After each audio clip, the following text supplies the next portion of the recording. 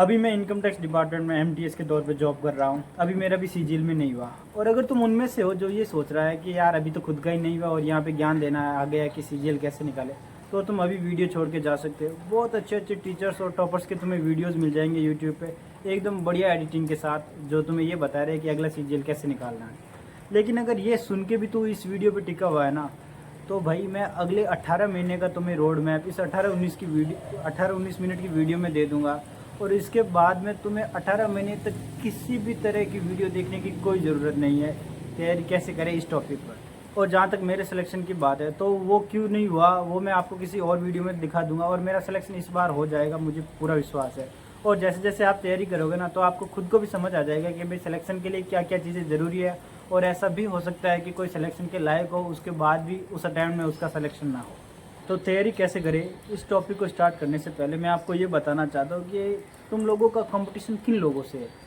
CGL में हर एक साल जितने भी सिलेक्शन होता है ना, उनमें से 60% to 70% सिलेक्शन उन लोगों का होता है जो ऑलरेडी सिलेक्टेड है, जो ऑलरेडी इंस्पेक्टर है, टीए है, या अच्छी अच्छी जॉब पे है। वो नॉर्थ में भी हो सकते हैं, जो अपना डिपार्टमेंट स्विच करने के लिए पेपर दे रहे हैं और जिनकी तैयारी एकदम टॉप नॉच की है। मतलब ऐसे ऐसे लड़के हैं जिन्हें ब्लैक बुक की वोकैब, तो छोटे वोकैब का नंबर याद है कि ब्लैक बुक पे जो सिनोनिम है उसमें 738 नंबर सिनोनिम पे ये स्पेलिंग है। ऐसे ऐसे लड़के भी देखे हैं मैंने। तो ये मैं क्यों बता रहा हूँ? क्या मैं डीमोटिवेट करने के लिए बता रहा हूँ? बिल्कुल नहीं, मैं रियलिटी दिखाने के लिए बता रहा हूँ कि तुम्हारा कंपटीशन किन लोगों से है। अगर तुम ऐसे ही हल्के में रहोगे, यार अभी तो मैंने कोचिंग स्टार्ट की है और जो मेरे पड़ोस में, जो मेरे पास में बैठा लड़का कोचिंग कर रहा है, उसके तो मॉक में 110 नंबर आ रहे हैं और मेरे 120 नंबर आ रहे हैं, तो मैं टॉपर हो गया। ऐसा बिल्कुल नहीं है। 120 130 कोई मायने नहीं रखता। ज़रूरी ये है कि तुम उस टॉप लिस्ट में आ पा रहे हो कि नहीं। लेकिन क्या ये चीज़ आज ही स्टार्ट हुई है कि 2024 में ही ऐसा हुआ या 23 में भी ऐसा हुआ कि 70% सिलेक्शन सेलेक्टेड लोग ले रहे हैं? नहीं, ये 6-7 सालों से हो रहा है। इसके बावजूद भी नए लड़के सिलेक्शन ले रहे हैं ना। इसका मतलब सिलेक्शन तुम भी ले सकते हो, लेकिन तुम्हें उस लेवल की मेहनत करनी पड़ेगी, तब जाके तुम्हारे सिलेक्शन की जो संभावना है वो ज़्यादा होगी। तो अपनी एसएससी की फील्ड में 6 सब्जेक्ट होते हैं: maths, English, reasoning, GK, computer और टाइपिंग। कंप्यूटर और टाइपिंग अभी के लिए छोड़ सकते हो क्योंकि वो सीधे मेंस में आएगी। और अभी मैं बता दूंगा कि कौन से क्या क्या मार्क्स के डिस्ट्रीब्यूशन रहते हैं पेपर में। तो सबसे पहले होता है प्रीलिम्स। प्रीलिम्स में 4 सब्जेक्ट आते हैं: मैथ्स, इंग्लिश, रीजनिंग और जीएस। 25-25 क्वेश्चन आते हैं और हर एक 50 मार्क्स का आता है। मतलब प्रीलिम्स जो है वो 200 मार्क्स का पेपर होता है। जो प्री की जो कट ऑफ होती है वो पिछली बार गई थी 150, काफ़ी ज़्यादा गई थी, 153 गई थी शायद जनरल के लिए। उससे पिछली बार भी इसके आसपास ही गई थी, 150 के आसपास। तो देख लो 75% कट ऑफ जा रही है। लेकिन ये रो स्कोर नहीं है, ये नॉर्मलाइज स्कोर है। एसएससी में काफ़ी भयंकर नॉर्मलाइजेशन होता है। इस बार उन्होंने थोड़ा फॉर्मूला चेंज किया, तो हो सकता है इसमें कुछ डिफ्रेंशिएट हो जाए, कुछ चीज़ें अलग हो जाए।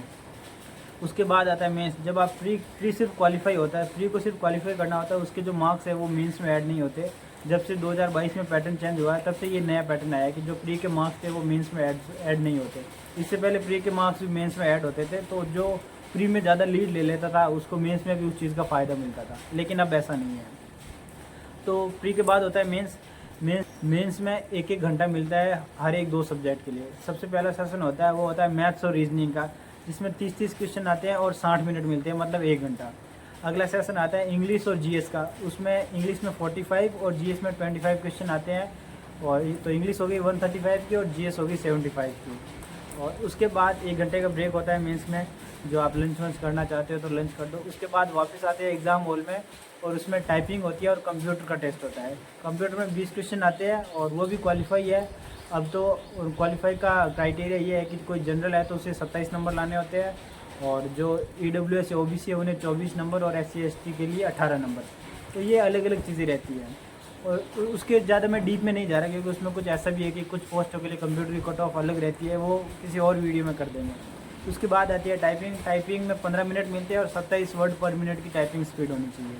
तो ये मोटा मोटा पूरा क्राइटेरिया है सिलेक्शन का। ये जब अगर आप कंप्यूटर वगैरह और टाइपिंग पास करोगे, उसके बाद ही आपके बाकी के मार्क्स है वो माने जाएंगे सिलेक्शन के लिए। अगर आप बाकी के सब्जेक्ट में कितने भी मार्क्स ले आए और कंप्यूटर या टाइपिंग में से किसी भी एक में फेल हो गए, तो आपका सिलेक्शन कैंसिल कर दिया जाएगा, उसमें आपका सिलेक्शन नहीं होगा। तो अभी सब्जेक्ट वाइज बात करते हैं। सबसे पहले सबसे ईजी सब्जेक्ट की बात करते हैं, वो है रीजनिंग। अगर तुम किसी का भी वीडियो देखोगे ना, तो वो सबसे पहले यही कहेंगे, यार रीजनिंग तो बहुत ईजी है। रीजनिंग में प्री में कम से कम 45 मार्क्स तो आने ही चाहिए, और वो भी 12 से 13 मिनट में कंप्लीट हो जानी चाहिए। और ये सोच के जो कोई नया स्टूडेंट होता है वो रीजनिंग का मॉक लगाना स्टार्ट करता है तो पता चलता है यार उसके तो 30 से 35 नंबर ही आ रहे हैं, और वो भी 20 मिनट देने के बाद, तो वो टेंशन में आता है यार ये बोले रीजनिंग तो आसान है, रीजनिंग तो बिना पढ़े ही हो जाती है।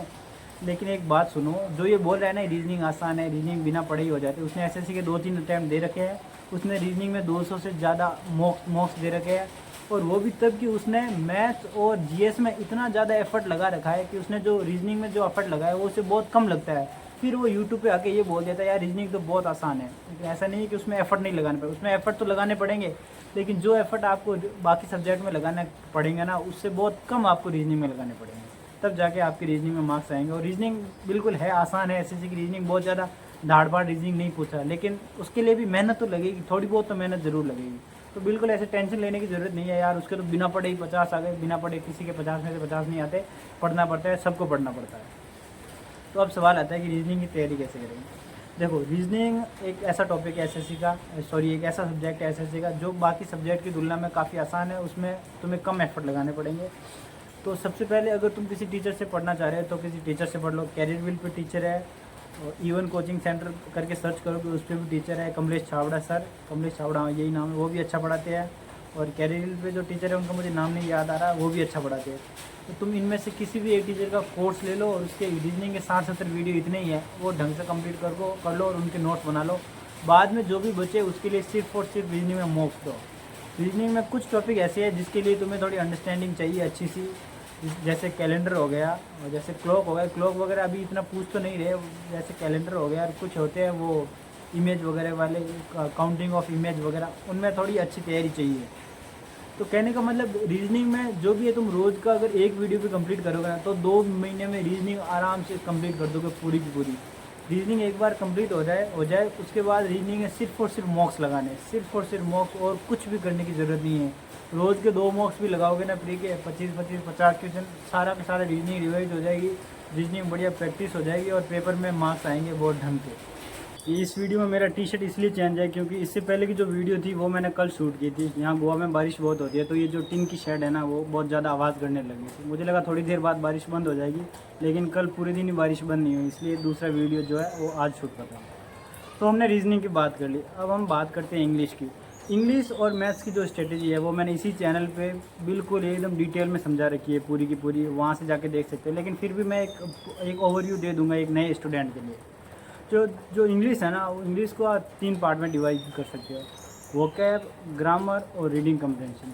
इसमें जो सबसे ज़्यादा इंपॉर्टेंट है वो रीडिंग कम्प्रहेंशन है, क्योंकि जो मेन जो सिलेक्शन है वो मेंस के बेस पे होता है। तो मेंस में 50 to 60% पोर्शन जो है वो रीडिंग कम्प्रहेंशन का आता है, जिसमें 2 से 3 पैसेज आते हैं, कुछ PQRS आते हैं, वो जंबल सेंटेंस जिसे कहते हैं, कुछ फिल इन द ब्लैंक्स आते हैं, जिसमें कभी कभी वोकैब भी यूज़ हो जाती है, कभी ग्रामर भी यूज़ हो जाती है। मतलब कुल मिला के जो आप इंग्लिश की अंडरस्टैंडिंग है वो चेक की जाती है अच्छे से। तो इसके लिए आपको क्या करना है, या तो अगर आप अभी स्टार्ट कर रहे हो तो मैं नहीं कहूँगा कि सीधे न्यूज़पेपर जाके पढ़ो, क्योंकि सीधे न्यूज़पेपर समझ नहीं आएगा। तो सबसे पहले कोई भी नॉवेल ख़रीद लो चेतन भगत की, या कोई भी फिक्शन नॉन फिक्शन जो भी आपको अच्छी लगे नॉवेल ख़रीद लो, नॉवेल को ढंग से पढ़ो, उसे ख़त्म करो। ऐसा करने पर धीरे धीरे इंग्लिश की अंडरस्टैंडिंग बनेगी तुम्हारी, क्योंकि जो न्यूज़पेपर है वो बहुत ज़्यादा बोरिंग हो जाएगा, और जो नॉवेल है वो बहुत ज़्यादा इंटरेस्टिंग होता है, उसमें अच्छी अच्छी कहानियाँ होती है, कुछ मर्डर मिस्ट्री होती है, तो तुम्हारा इंटरेस्ट बना रहेगा उस चीज़ में। उससे धीरे धीरे तुम्हारी अंडरस्टैंडिंग वो डेवलप हो जाएगी, और जब तुम्हें एक बार लगे कि हाँ यार अच्छी खासी अंडरस्टैंडिंग हो रखी है, फिर तुम किसी भी न्यूज़पेपर पे स्विच कर सकते हो, द हिंदू, इंडियन एक्सप्रेस या टाइम्स ऑफ इंडिया, कोई भी जो तुम्हें अच्छा लगे। फिर बात करें इंग्लिश ग्रामर की, जो स्टूडेंट क्या करते हैं सबसे ज़्यादा ग्रामर पे ही ध्यान देता है, बढ़िया भयंकर हज़ार 2,000 रूल रट रहा है, वो रटने की बिल्कुल ज़रूरत नहीं है।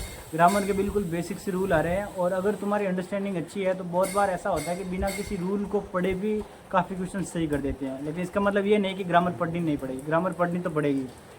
तो इस ग्रामर के लिए तुम क्या कर सकते हो, अब ग्रामर करने के 2 तरीके एक स्टूडेंट के हिसाब से मैं बता रहा हूँ। एक कोई स्टूडेंट होता है जो बुक से पढ़ के कर सकता है, और दूसरा जो है टीचर से पढ़ के कर सकता है। जैसे अगर मेरी पूछो तो मैंने अपनी ग्रामर पूरी बुक से की है। Book Neetu Singh volume 1 grammar की लगभग 10 सालों से वो एकदम बाइबल है ग्रामर, और इसमें कुछ पोर्शन वोकैब का भी है, लेकिन वोकैब पूरी सफिशिएंट नहीं है। ग्रामर के लिए वो बुक बाइबल है। एसएससी का कोई भी स्टूडेंट या कोई भी कोई भी स्टूडेंट या कोई भी टॉपर तुम्हें मिलेगा, उसकी डेस्क पे वो बुक तो रखी हुई मिलेगी ही मिलेगी। तो अगर तुम बुक से करना चाहते हो तो उस बुक से बढ़िया कुछ नहीं है। उस बुक को अच्छे से घोट लो, उसके सारे के सारे, बिल्कुल छोटी सी बुक है, छोटी सी नहीं मतलब वैसे तो मोटी है, पर उसमें बहुत बड़े बड़े अक्षरों में लिखा हुआ है, तो वो बिल्कुल आसानी से ख़त्म कर सकते हो। उसमें लगभग 15-20 चैप्टर है, तो वो 1-1.5 महीने में ख़त्म कर सकते हो अगर ढंग से पढ़ो। और हर एक चैप्टर ख़त्म करने के बाद उसकी PYQs भी दे रखे हैं उस बुक में। हालांकि वो PYQs तो काफ़ी पुराने हैं, पर फिर भी वो बिल्कुल रिलेवेंट है आज भी। जैसे ही ग्रामर में क्या करना है, एक चैप्टर खत्म कर लिया उस बुक से, नाउन खत्म कर दिया, तो नाउन के पीछे PYQs है 50-60 वो कर लिए। फिर नेक्स्ट चैप्टर कर दिया, उसकी PYQs करते करते करते एक बार पूरी ख़त्म करो, फिर उसको रिवाइज़ करो, और तब तक रिवाइज़ करते रहो जब तक कि तुम्हारा पेपर ना आ जाए। और अगर तुम उन स्टूडेंट में से हो जो कि बुक से नहीं पढ़ना चाहते, तो टीचर भी SSC की फील्ड में काफ़ी अच्छे अच्छे हैं। जैसे अमन वशिष्ठ सर है, नीतू मैम है, उनका खुद का ऐप है KD कैंपस। और नीतू मैम के अलावा कैरियर व्हील पे है गोपाल वर्मा सर है, और एक वो कौन सा सर है वो मुझे नाम नहीं याद आ रहा, वो भी कैरियर व्हील पे है। तो काफ़ी अच्छे अच्छे टीचर हैं, उनमें से किसी का एक का कोर्स ले लो और बिल्कुल ढंग से पूरे के पूरे नोट्स बना के उन्हें अच्छे से रिवाइज कर लो। ग्रामर में इससे ज़्यादा कुछ करने की ज़रूरत नहीं है। और जब ये चीज़ एक बार हो जाए तो ग्रामर के पिछले 4 साल के जितने भी PYQs है वो सारे के सारे करने, क्योंकि SSC PYQs बहुत ज़्यादा रिपीट करती है।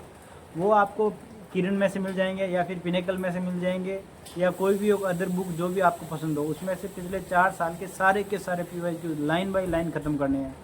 क्योंकि अगर एक भी क्वेश्चन ऐसा आ रहा है जो PYQs में बहुत ज़्यादा टफ है और आपने PYQ प्रैक्टिस नहीं की है और किसी एक ने कर दिए, तो वो सीधे 3 से 4 नंबर की लीड ले जाएगा मेंस में। और 4 नंबर मतलब एक बंदा जो अपने होम टाउन पे इंस्पेक्टर बनने वाला था, वो इंस्पेक्टर बनेगा सीधा मद्रास में कहीं जाके, चेन्नई वगैरह में। तो PYQs बहुत ज़्यादा इंपॉर्टेंट है ग्रामर के लिए भी। और अगर कोई स्टूडेंट ऐसा है जो ये दोनों ही चीज़ नहीं करना चाहता, तो एक शॉर्टकट भी है। शॉर्टकट तो मतलब मैं नहीं कहूँगा, एक मैडम है रानी मैडम करके, उन्होंने 120 रूल्स ऑफ इंग्लिश ग्रामर करवा रखे हैं, जो सबसे ज़्यादा इंपॉर्टेंट है। किसी नए स्टूडेंट को तो मैं बिल्कुल सजेस्ट नहीं करूँगा कि तुम सिर्फ वो चीज़ छोटी सी चीज़ पढ़ के चले जाओ, क्योंकि अभी 18 महीने हैं और अभी तुमने तैयारी स्टार्ट किया है, तो अभी से शॉर्टकट के चक्करों में मत पढ़ो। अभी से शॉर्टकट के चक्करों में पढ़ोगे तो सिलेक्शन तक कभी नहीं पहुंच पाए। अभी तो एकदम पूरी बेसिक से लेके एडवांस तक सारी चीज़ें ख़त्म करो, और जब पेपर पास में आ जाए तो ऐसे 120 रूल रिवाइज करने के लिए तुम कर सकते हो, उनके भी अच्छे से नोट्स बना सकते हो। तो ये पूरा मोटा मोटा ग्रामर का हो गया। इसके बाद आती है इंग्लिश में वोकैब, जिसके लिए आपको सबसे ज़्यादा मेहनत करनी पड़ेगी, क्योंकि वोकैब याद करना बहुत मुश्किल है। और SSC ऐसा नहीं है कि बिल्कुल लल्लू पंजू वोकैब पूछ रही है, ऑब्वियसली 2024 वाले को छोड़ के। SSC की जो वोकैब है वो काफ़ी अच्छी है, और PYQs बेस्ड रहती है लगभग 90% वोकैब। तो प्रीवियस ईयर में जितनी भी वोकैब पूछ रखी है वो सारी की सारी आपको याद होनी चाहिए। लेकिन एक बात हमेशा याद रखना कि कभी भी वोकैब ख़त्म करने के लिए नहीं पढ़ना। वोकैब आपकी कभी ख़त्म नहीं होगी। आप 100 वोकैब पढ़ोगे तो 3-4 दिन बाद पता चलेगा आपको उसमें से 30 भी याद है। आप फिर 100 पढ़ोगे तो आपको पता चलेगा आपको उसमें से 50 याद रही। फिर 100 वोकैब पढ़ोगे तो उसमें पता चलेगा अभी 60 याद रह रही, 70 याद रही। तो ये रिपीटिशन करना है बार बार, जब तक पेपर ना आ जाए तब तक वोकैब पढ़ना है। एक नाश्ते की तरह हो जाना चाहिए कि भाई यहाँ सुबह उठते ही नाश्ता करना है, वैसे ही सुबह उठे और 100 वोकैब खत्म कर ली। अब जो नया स्टूडेंट है उनको मैं नहीं कहूँगा कि रोज़ की 100 वोकैब खत्म कर लो, और पॉसिबल भी नहीं है रोज़ का 100 वोकैब कोई भी नया स्टूडेंट खत्म कर ले। तो अगर आप नए स्टूडेंट हो तो वोकैब, जैसे अगर आपने किसी टीचर का कोर्स ले रखा है तो कोर्स में वो कंप्लीट कराते हैं, ग्रामर भी करवाते हैं और वोकैब भी करवाते हैं। तो वहाँ से उस वोकैब के नोट्स बना सकते हैं पूरे के पूरे ढंग से, और वो वोकैब बार बार रिवाइज कर सकते हो। और अगर आप किसी बुक से पढ़ना चाहते हैं वोकैब, तो सबसे बढ़िया बुक है SSC में वोकैब के लिए ब्लैक बुक। एक वोकैब, कुछ वोकैब जो है जो नीतू सिंह की बुक के पीछे है, वो वोकैब भी इंपॉर्टेंट है। और इसके बाद ब्लैक बुक है, ब्लैक बुक को पूरी कंप्लीट करनी है। ब्लैक बुक के 1 word substitution, idiom phrases, phrasal verb, synonym और एंटोनिम सारे के सारे लगभग देख लो, उसमें 6-7 हज़ार के आसपास आपको वोकैब मिल जाएगी ढंग की। वो आपको अच्छे से याद करनी है। वोकैब का क्या सीन है कि आप रोज़ के ऐसे कर सकते हैं कि 10 वन वर्ड कर दिए, 10 सिनोनिम कर दिए, 10 एंटोनिम कर दिए, 10 फ्रेजल वर्ब कर दिए और 10 ईडियम एंड फ्रेजेस कर दिए। ऐसे 10 करोगे तो आराम से ख़त्म हो जाएगा। दूसरे दिन वापस वो वाले 10 है वो वापस पढ़ने हैं, और अगले 10 उससे पढ़ने हैं। वो वाले 10 वापस पढ़ने हैं सब में, पाँचों में ही, और अगले 10 फिर से पढ़ने हैं। और ऐसा करते करते धीरे धीरे जैसे फिर आपके 1 वर्ड 100 हो गए, 100 ईडियम फ्रेजेस, फ्रेजल वर्ब सारे 100 हो गए, तो फिर वापस उनको पढ़ना है, वापस नया स्टार्ट करने से पहले उनको पढ़ना है। ये चीज़ करने में ना स्टूडेंट को बहुत जोर आती है, अरे यार अब वापस 10 दिन इन्हीं सेम चीज़ों को, तो इससे अच्छा मैं 10 दिन अगली वोकैब पढ़ लेता। ऐसा बिल्कुल मत करना, क्योंकि अगर अगली वोकैब पढ़ोगे तो ये पूरी की पूरी 200 वोकैब ये सारे मिक्स हो जाएंगे, कुछ समझ ही नहीं आएगा। ना तो मॉक में कर पाओगे, ना ही पेपर में कर पाओगे। सिनोनिम की जगह कहीं एंटोनिम मार दोगे, कहीं मतलब गलत ऑप्शन टिक करके आ जाओगे, तो 2 नंबर लेने की बजाय प्री में आधा नंबर दे के आ जाओगे। तो इससे अच्छा जो भी पढ़े उन्हें बार बार जो पढ़ा है वो हाथ से छूटना नहीं चाहिए। नया चाहे थोड़ा कम पढ़ो, लेकिन जो पढ़ा है वो अपने उनके मार्क्स आपको अपने को पूरे मिलने चाहिए। उनमें से अगर कोई भी मॉक में या कहीं भी पेपर में आ रहा है तो वो बिल्कुल सटीक होना चाहिए अपना। तो ऐसा करते करते धीरे धीरे वोकैब को ख़त्म कर सकते हैं। अब वोकैब के लिए कुछ लोग ट्रिक्स भी अपनाते हैं, कुछ लोग सीधी याद कर लेते हैं।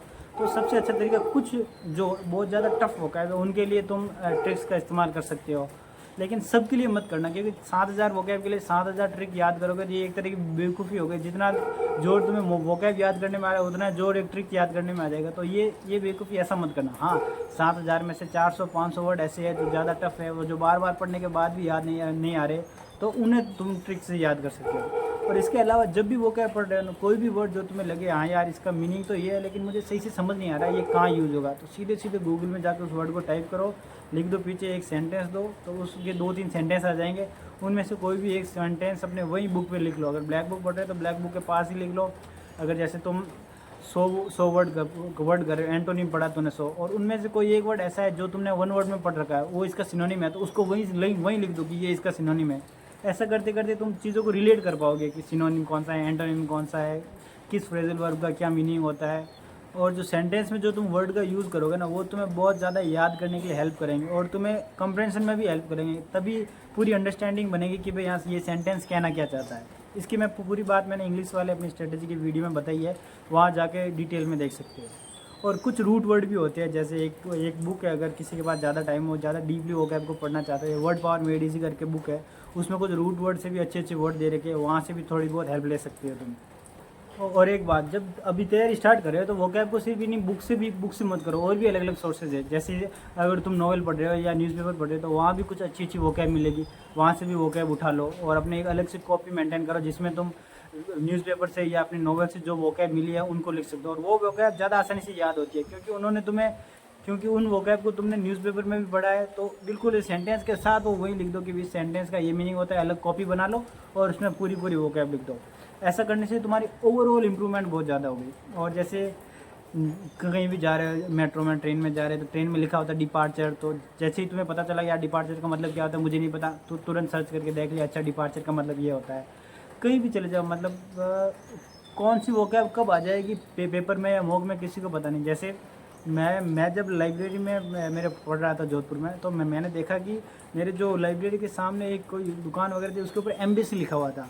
वो एम्बेसी पता नहीं क्यों लिखा उसने, पर एम्बेसी लिखा हुआ था बड़ा बड़ा, हो सकता है उस दुकान का नाम एम्बेसी था। तो जो एम्बेसी की जो स्पेलिंग थी वो मैं रोज़ देखता था, या अच्छा ये एम्बेसी की स्पेलिंग होती है। मैंने गूगल पे सर्च करके भी देखा, अच्छा ये स्पेलिंग होती है। और विश्वास नहीं करोगे कि CGL में शायद 2023 साल फ्री में वही एम्बेसी की स्पेलिंग सीधी आ गई थी। तो ऐसी बहुत सारी चीज़ें, कोई कब पता नहीं किस पेपर में आ जाए वो बिल्कुल पता नहीं चलता। तो जहाँ भी वोकैब मिले उसको उठा लो और बिल्कुल ढंग से देख लो और उसे अच्छे से याद कर लो।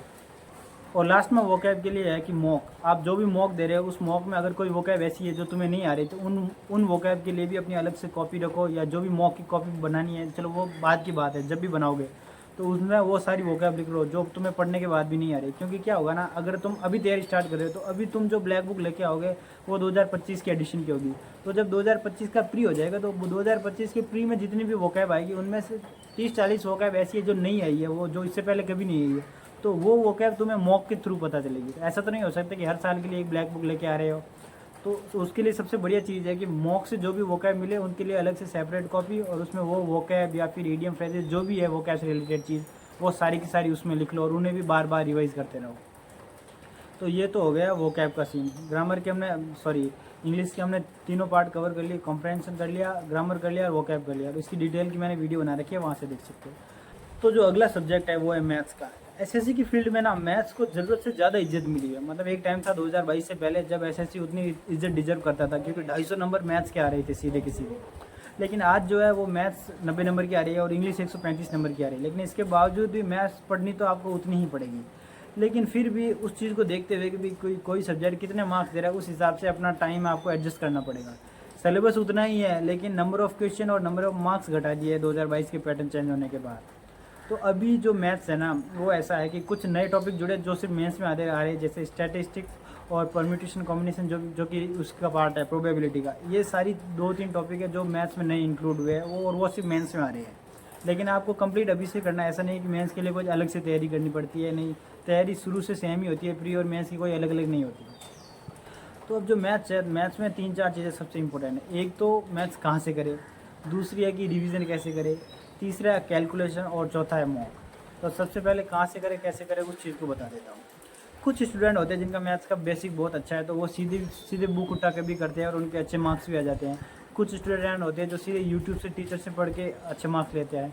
लेकिन मेरा जो मानना है ना वो ये है कि आप किसी भी टीचर का एक कोर्स ले लो, किस टीचर का लो जो तुम्हें बढ़िया लगा। यूट्यूब पे जाओ, यूट्यूब पे आपको पता होगा सभी टीचर के लगभग सारे वीडियो पड़े हुए हैं, लेकिन वो एकदम सीक्वेंस में नहीं है, जो आपको कंप्लीट नहीं करवा रहे। कंप्लीट वो अपने ऐप पे या अपने कोर्स पे करवा रहे हैं, और ये कोई बुरी बात नहीं है, सारे ही करवा रहे हैं। अपनी वो जो चीज़ मेहनत कर रहे हैं उसके लिए पेमेंट मांग रहे हैं। और ऐसा भी नहीं है कि पेमेंट कोई लाखों में है। अगर कोई 20,000 रुपये के फ़ोन में 300 रुपये का रिचार्ज करवा के ये वीडियो देख रहा है ना, तो वो 1,000 रुपये का कोर्स भी ले सकता है।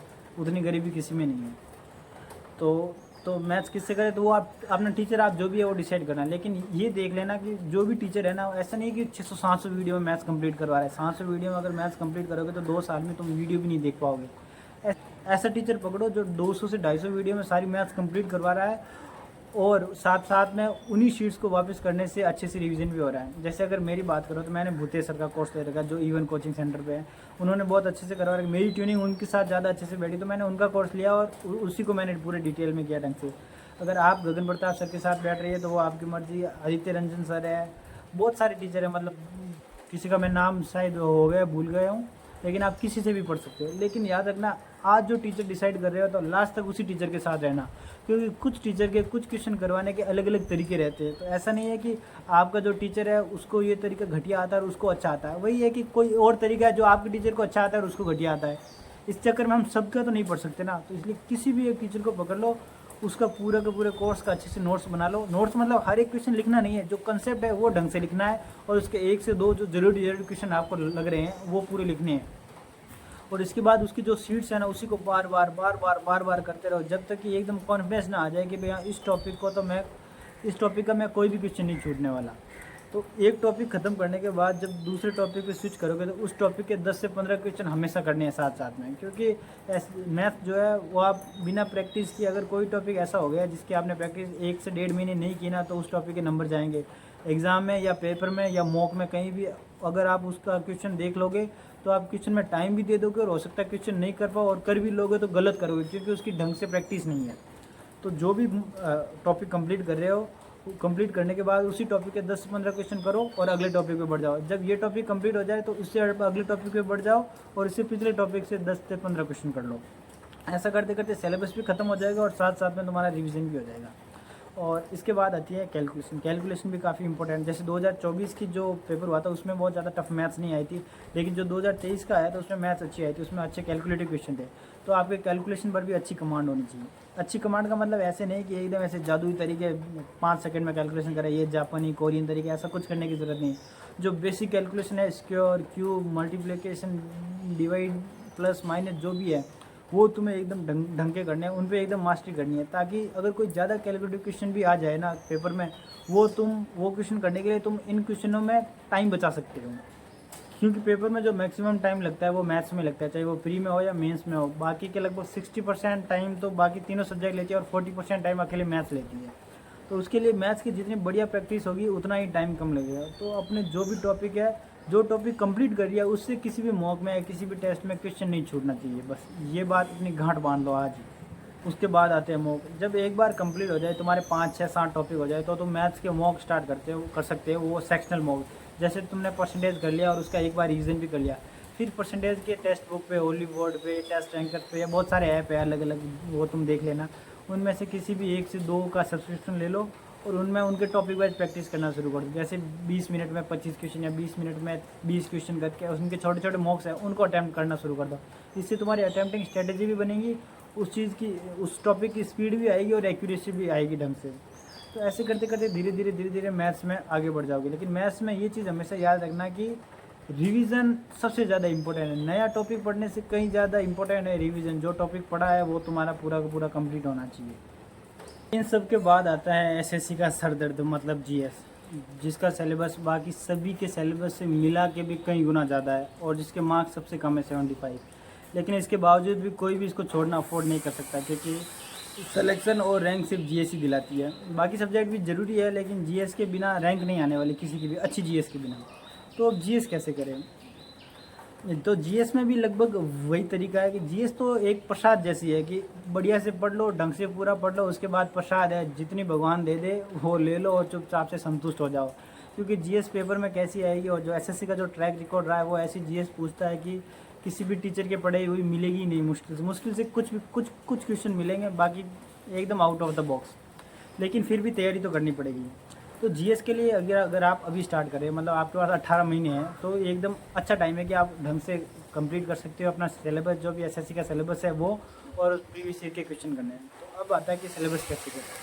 तो सिलेबस अगर इंग्लिश मीडियम से हो तो अभी सबसे रिलेवेंट जो टीचर है वो है परमार सर। परमार सर का कोर्स ले सकते हो, शायद 1500 या 2000 का कोर्स है। उनमें उन्होंने जितना कम हो सके उतना ही शॉर्ट में सारी चीज़ें करवा रखी है। उनके या तो ढंग से नोट्स बना लो, या फिर उनके नोट्स की बुक्स आती है, या पीडीएफ, जो भी तुम्हें ठीक लगे वो निकलवा दो। लेकिन अगर अभी तुम्हारे पास टाइम है तो मैं ये सजेस्ट करूँगा कि ढंग से नोट्स बना लो, क्योंकि अपने जो हाथ से जो बनाए हुए नोट्स है ना, वो सबसे अच्छी तरीके से याद रहते हैं। जिसमें भी ऐसा करना है कि जैसे तुम ज्योग्राफी पढ़ रहे हो, ज्योग्राफी में सोलर सिस्टम पढ़ा, तो उसमें जो परमार सर का ऐप है उसमें सोलर सिस्टम के प्रीवियस ईयर के क्वेश्चन है 20-25 वो दे रखे हैं। तो वो टॉपिक करते ही वो क्विज़ कर दो, जो जिससे तुम्हारे साथ साथ पीवाईक्यू भी कंप्लीट होते रहेंगे। ऐसा करते करते धीरे धीरे जो भी सिलेबस है वो पूरा कंप्लीट करो, उसी का ढंग से रिवाइज करो, और फिर ब्लैक बुक या किरण या कोई भी एक अदर बुक लेके सारे के सारे पीवाईक्यूज़ कंप्लीट कर दो, एसएससी के, जीएस के जो भी पूछ रखे। ये पीवाईक्यूज़ मैं बार बार इसलिए कहता हूँ, जैसे एक छोटा सा एग्जाम्पल लेता हूँ। 2022 या 23 मेंस में क्वेश्चन आया था कि भी किस स्टेट में महिला और पुरुष साक्षरता में सबसे ज़्यादा अंतर है। तो ये क्वेश्चन इससे पहले कहीं नहीं पूछा गया था एसएससी में, एक ही बार पूछा गया था, जो था एसएससी एग्ज़ाम करवाती है दिल्ली पुलिस कांस्टेबल की। तो अगर कोई स्टूडेंट जिसने ये पीवाईक्यूज़ कंप्लीट कर रखे हैं वो ये क्वेश्चन कर लेगा, और बाकी लगभग 1000 में से कोई एक आध ही स्टूडेंट होगा जो ये क्वेश्चन कर लेगा, जो मतलब तुक्के वालों को छोड़ के, तो वो एक स्टूडेंट सीधे 3 नंबर की लीड ले लेगा। और फिर वही बात नॉर्थ में इंस्पेक्टर बनने से साउथ में चला जाएगा, अगर किसी ने लीड नहीं लिया, और जो लीड लेगा वो होम टाउन में इंस्पेक्टर बनेगा। तो ये छोटी छोटी चीज़ें सबसे ज़्यादा इंपॉर्टेंट है। तो पीवाईक्यू तो आपको करने ही करने हैं किसी भी हालत में। और अगर परमार से आप नहीं करना चाहते, जैसे मैंने परमार सर से स्टार्ट किया था, लेकिन मुझसे हुआ नहीं, क्योंकि बहुत ज़्यादा इंग्लिश का इस्तेमाल करते हैं, और मैंने शुरू से हिंदी मीडियम से जीएस पढ़ा है, तो मुझे इतना ज़्यादा सही नहीं लगा। तो हिंदी मीडियम के लिए भी बहुत अच्छे अच्छे टीचर है, जैसे नवीन सर है, RWA पे पढ़ाते हैं, उनका भी कोर्स आता है, और वो अपनी पीवाईक्यू सीरीज़ भी चलाते हैं, तो वो ले सकते हो। बाकी उत्कर्ष के गौरव सर है, वो भी ले सकते हो, उनका कोर्स भी ले सकते हो। खान सर है, उनका कोर्स भी ले सकते हो। जो तुम्हारी जिसके साथ भी ट्यूनिंग बैठे उनसे जीएस का पूरा कोर्स कंप्लीट करो, उनके अच्छे से नोट्स बनाओ। नोट्स बनाने को मैं फिर बता रहा हूँ, मैं इसलिए कह रहा हूँ क्योंकि अभी तुम्हारे पास टाइम है। यही अगर 2 से 3 महीने होते तो मैं बिल्कुल नहीं कहता नोट्स बनाने का, मैं सीधा यही कहता कि पीवाईक्यू पे पूरा फोकस रखो। लेकिन अभी टाइम है तो पूरा ढंग से नोट्स बनाओ।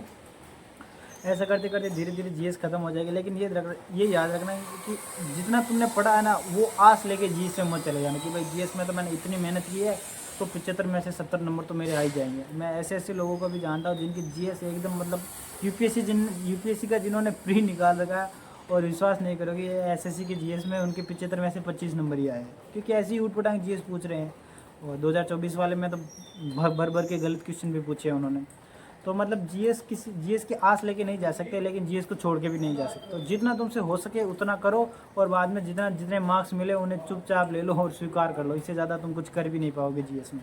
एक बात जो सबसे ज़रूरी है, जो मैं तुम लोगों को बताना चाहूँगा, वो जो शायद कोई नहीं बताएगा, क्योंकि सोशल मीडिया पे है ना, यूट्यूब वगैरह पे होप बिकती है, एकदम आशा बिकती है कि यार तुम तो कर ही लोगे, मैं बता रहा हूँ ना तुम कर लोगे। भाई ऐसा भी हो सकता है कि तुम जो भी चीज़ें मैंने बताई वो सारी चीज़ें करो, अच्छे से मेहनत करो, मॉक वॉक सब भयंकर तैयारी कर दो, और उसके बाद भी तुम्हारा इस अटेम्प्ट में सिलेक्शन ना हो। ये मैं ऐसा इसलिए कह रहा हूँ क्योंकि ऐसा काफ़ी लोगों के साथ हो चुका है ऑलरेडी। हाँ, ये नहीं होगा कि तुम बेरोजगार रह जाओगे। तुम इस अटेम्प्ट में सीजीएल में नहीं होगा तो हो सकता है अगले अटेम्प्ट में हो जाए, सीजीएल में नहीं तो CHSL, MTH, CPO, फेज किसी न किसी में हो जरूर जाएगा एक दिन। ऐसा नहीं रहेगा कि बेरोजगार रहोगे, लेकिन इसी अटेम्प्ट में होगा मेरा, मैंने इतनी मेहनत कर दी है कि इसी अटेम्प्ट में होगा, तो ये गारंटी नहीं है 100%। हाँ, तुम जितनी ज़्यादा मेहनत करोगे तुम्हारे जो सिलेक्शन की जो संभावना है वो उतनी ही ज़्यादा होगी, लेकिन 100% ये कभी नहीं होगी। ये चीज़ अपने मन में बिठा के ही तैयारी स्टार्ट करना, क्योंकि बाद में ना स्टूडेंट ये सब चीज़ें सहन नहीं कर पाता। यार मैंने तो इतना सब कुछ किया, ये सभी चोर है, पेपर बिक रहे हैं, ये वो, मतलब हज़ारों गालियाँ देता है। जो टीचर पढ़ा रहा है उनको भी गालियाँ देता है, जो कुछ यूट्यूब पे बता रहा है उनको भी गालियाँ देता है, यार तुमने तो कहा था कि मेरा तो हो ही जाएगा, मैंने सब कुछ किया उसके बावजूद भी नहीं हुआ। क्योंकि एक चीज़ होती है लक, वो लक भी तुम्हारा साथ में होना चाहिए। जैसे अगर तुम्हारा लक ख़राब नहीं है और तुमने अच्छी तैयारी करी है तो हो सकता है तुम्हारा सिलेक्शन हो जाए MTS CHSL या CGL में बहुत छोटे रैंक के साथ। लेकिन अगर तुम्हारा लक ख़राब है और तुमने मेहनत अच्छी की है तो तुम्हारा कहीं नहीं होगा। अगर तुम्हारा लक भी अच्छा है और तुमने मेहनत भी बहुत की है तो तुम बिल्कुल रैंक निकाल दोगे। ये चीज़ें एकदम प्रूवन फैक्ट है, जिसे जितना जल्दी अपना आत्मसात करोगे उतना ज़्यादा फ़ायदे में रहोगे। मैं ये चीज़ इसलिए कह रहा हूँ क्योंकि तुम एक झूठी होप में नहीं जियोगे कि यार हाँ मैंने तो ये सब कर दिया, अब मेरा कोई माइकल आर सिलेक्शन रोकने वाला नहीं है। कॉन्फिडेंस होना बहुत अच्छी चीज़ है, लेकिन ओवर कॉन्फिडेंस या फिर वो कहते हैं ना कि अधूरी जानकारी बिल्कुल ना होने वाली जानकारी से ज़्यादा खतरनाक होती है। तो आपको पूरी जानकारी होनी चाहिए कि भाई हाँ इतना सब कुछ होने के बाद भी हो सकता है कि मेरा ना हो। अगला क्वेश्चन जो स्टूडेंट पूछता है वो ये पूछता है कि यार कितने घंटे पढ़ाई करनी चाहिए। तो देखो अगर तुम शुरुआती स्टेज में और कोचिंग जा रहे हो या फिर अगर तुमने कहीं भी ऑनलाइन कोर्स ले रखा है तो तुम्हारा पूरा जो स्टडी का आवर्स है वो 6 से 8 घंटे का होना चाहिए। शुरुआत के लिए शुरुआत 6 से 8 घंटे से कर सकते हो, क्योंकि पेपर ना वो 18 महीने बाद है। ऐसा नहीं है कि बहुत ज़्यादा टाइम है और ऐसा भी नहीं है कि बिल्कुल टाइम ही नहीं है, यार मुझे तो 15 घंटे से स्टार्ट करना पड़ेगा। ऐसा बिल्कुल नहीं करना पड़ेगा, 15 घंटा कोई पढ़ भी नहीं पाएगा। लास्ट के 10-15 दिन छोड़ दो, जब बिल्कुल मेंस पास में आ जाए तब कुछ स्टूडेंट कर पाते हैं, लेकिन शुरुआत से 15 घंटे कोई नहीं पढ़ पाता। 6 से 8 घंटे से स्टार्ट करो, हफ्ते के 6 दिन ही पढ़ो, एक दिन पूरा अपना फ्री रखो, कोई भी दिमाग में कोई टेंशन नहीं रखने बिल्कुल कि 6 दिन, और 6 दिन अगर ढंग से पढ़ोगे ना तो उस दिन ऑटोमेटिक तुम्हें मज़ा आएगा, यार पूरा हफ्ता मैंने बढ़िया से किया, मैंने अपने सारे जो काम थे ज़रूरी वो सब किए।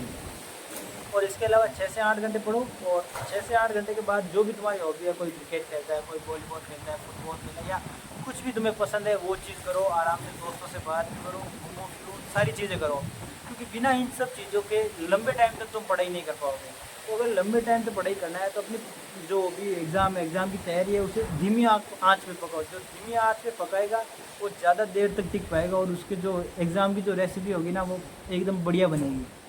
कहने का मतलब ये फर्जी मोटिवेटर के चक्कर में आने की ज़रूरत नहीं है कि 6 महीने कमरे में खुद को बंद कर दो और फिर अचानक से अपना एक नया वर्जन आओ, अल्फ़ा मेल बोलो, बीटा मेल बन के आओ। ऐसा कुछ करने की ज़रूरत नहीं। हमें महात्मा बुद्ध नहीं बनना जो हमें 6 महीने की तो कोई तपस्या करनी पड़े। बिल्कुल ढंग से करो, धीरे धीरे करो, तैयारी धीरे धीरे ही होगी। और एक बात जरूरी कि इम्प्रूवमेंट आपको एक दिन में नहीं दिखेगी, एक हफ्ते में नहीं दिखेगी, एक महीने में भी नहीं दिखेगी। इम्प्रूवमेंट तो मतलब बहुत टाइम बाद दिखेगी। तो जब स्टार्ट करो तो उसे अपना हैबिट बना लो। वो इम्प्रूवमेंट के चक्कर में मत पड़ो, यार मैंने एक हफ्ता हो गया, मेरे कुछ मार्क्स ही नहीं बढ़ रहे, या मुझे तो कुछ आ ही नहीं रहा। बस तुम डेली का जो भी अपना टारगेट डिसाइड करो कि ये मुझे करना है, शाम तक वो टारगेट ही ख़त्म कर दो। और एक दिन अगर जब तुम टारगेट कंप्लीट करोगे ना तो ये मान के सो लेना कि यार तुम्हारा जो भी नाम है राकेश, रमेश, सुरेश, कि आज जो है सुरेश इंस्पेक्टर बन के सो रहा है, और जिस दिन नहीं कर पाओ तो समझ लेना कि आज सुरेश बेरोज़गार बन के सो रहा है। और अगर अगले 18 महीने में से 17 महीने के अंदर अंदर सुरेश इंस्पेक्टर बन के सोया ना तो रिजल्ट के दिन भी सुरेश इंस्पेक्टर बन के सोएगा। और भाई अगर तुम वीडियो के इस हिस्से तक आए हो इसका मतलब ये है कि तुम्हें अच्छा खासा पेशेंस है, तो तुम पेपर निकाल भी सकते हो। क्योंकि 90% जनता तो ऐसी है जो वीडियो के इस हिस्से तक पहुँच भी नहीं पाई होगी, क्योंकि उनमें पेशेंस नहीं है। तो तुमसे एक मैं बात कहना चाहूँगा, मैं इस चैनल के माध्यम से एक ऐसी कम्युनिटी बनाना चाहता हूँ स्टूडेंट की, सीरियस स्टूडेंट की, जिनमें अच्छा पेशेंस हो और जो ढंग से तैयारी करे और जिनमें पेपर निकालने की औकात हो। तो इस चैनल को प्लीज़ सब्सक्राइब करो, ज़्यादा से ज़्यादा कमेंट करो जो भी प्रॉब्लम है, क्योंकि मैं नहीं चाहता कोई भी स्टूडेंट मिसगाइड। मैं कोई टॉपर नहीं हूँ, मैं कोई टीचर नहीं हूँ, मुझे मेरे कोई कोर्स नहीं बेचने, लेकिन इसके बावजूद भी मैं ये चाहता हूँ कि कोई भी स्टूडेंट किसी भी तरीके से मिसगाइड नहीं होना चाहिए। तो प्लीज़ इस चैनल को सब्सक्राइब करो, ज़्यादा से ज़्यादा शेयर भी कर दो। और हाँ, एक और बात, आपको एक खूबसूरत सी चीज़ दिखा देता हूँ। अभी वीडियो शूट करते टाइम ही मुझे दिखी है, ये देखो गोवा का मौसम।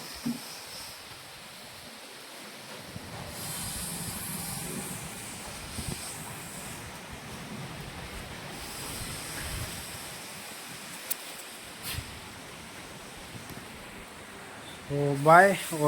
और भी कुछ पूछना हो तो प्लीज़ कमेंट करो, सब के सब मैं रिप्लाई करूँगा। इतना बिजी नहीं हूँ, इतना बड़ा आदमी नहीं हूँ कि किसी का रिप्लाई नहीं कर पाऊँ।